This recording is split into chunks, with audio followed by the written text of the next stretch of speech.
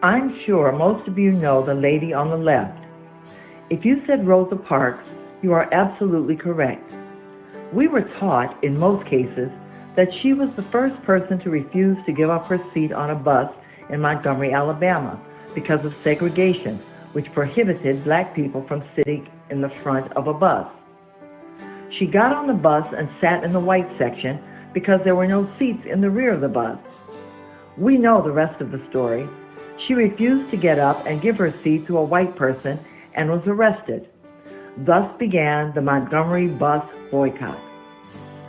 But there was a young teenager, Claudette Colvin, pictured on the right, who was instrumental in starting the movement to boycott the buses almost 9 months before Rosa Parks' famous refusal to get up from her seat and give it to a white man. It was March 2nd, 1955, when this 15-year-old refused to give up her seat and moved to the back of the bus. Claudette went to a segregated school where she was learning about famous black leaders like Harriet Tubman. She also had discussions in her class about the Jim Crow laws, which were state and local laws that enforced racial segregation in the southern United States. In other words, blacks and whites were separated everywhere and for everything in the South. This particular day, Colvin and her friends sat in the first 5 rows of the bus, which were for whites only.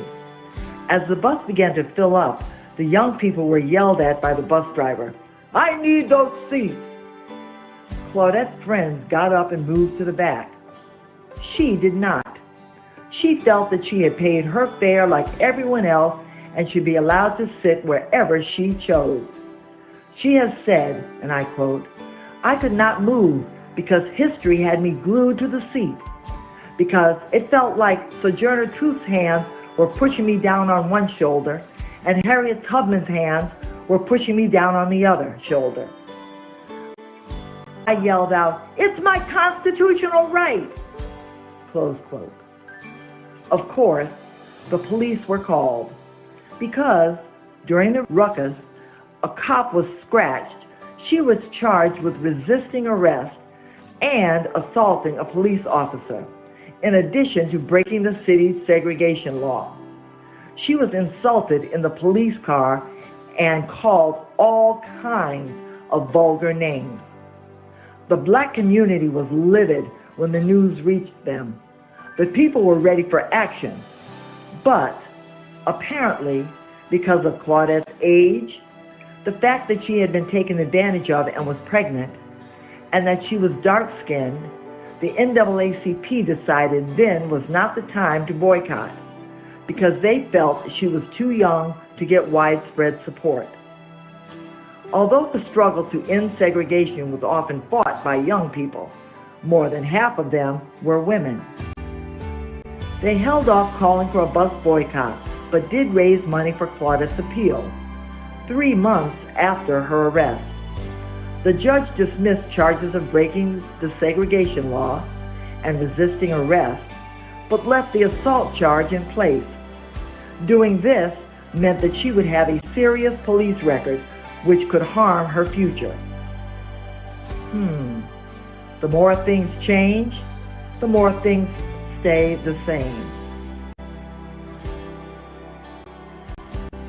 Whether or not you know the name Claudette Colvin, it's important to realize that it was mainly her powerful testimony on February 1st, 1956, as the star witness in the federal court case Browder versus Gale. The other plaintiffs were 2 senior citizens and 2 teenagers. This landmark federal case, chaired by a 3-judge panel, ended segregation on public transportation in Alabama and other states in America. Thank you to Claudette Colvin for being a pioneer of the civil rights movement. God always knew her name, and now so do you.